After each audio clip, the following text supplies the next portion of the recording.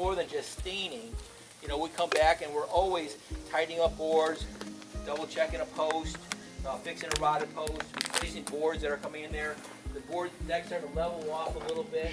We'll look underneath side, make sure it's safe. But if you got a board that's bad, the idea is to come back. Again, we have boards that are weathering. We would replace it with one of our weathered boards. If we replace it with a new board right now, it's going to really show. I mean, the stain's going to take completely different on a newer board than the older boards, even one that you've had for over a year that's weathering.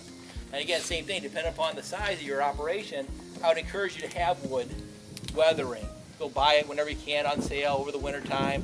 You know, Menards has 11% sale. Do you guys have Menards out here?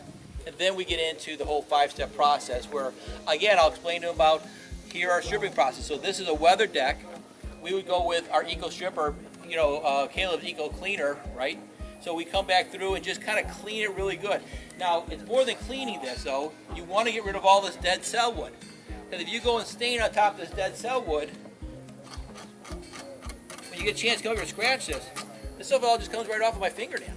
You go and stain and have the stain soak into this dead cell wood, you've done nothing at all. It's all going to fail on you. So you got to get down to where you got some fresher, good wood. So you want to make sure you use a stripper to do that. Get rid of the dead cell wood.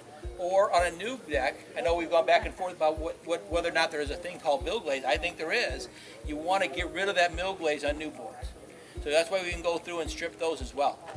Once we've done the stripper, now we want to come back through with the brightener to neutralize it. That gives you that wow factor. I know a lot of guys like to downstream the brightener. It's just not as effective. Use it direct. It really does a nice job of neutralizing the stripper, but also opening up that wood grain and really bringing that wood back to the natural color. And then the homeowner, that's that, wow, holy cow, I can't believe how good it looks after the brightener. And then finally, again, here, you see all this mold and mildew all over it. That's my big selling feature. Nobody else in my market's doing that. They know we do it. So I'm saying, Mr. and Mrs. Customer, we're going to go through our third step. We're going to take care of all that for you.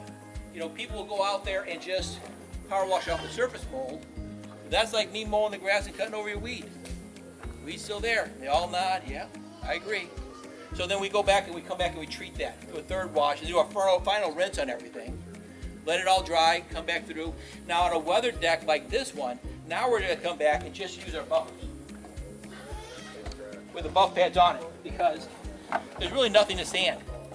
But you might get a little bit of raised grain. So we're going to come through and just fast as we can. When you're out looking at a deck like this, and I've been fooled, always go and put a little water on it because you want to make sure it soaks in.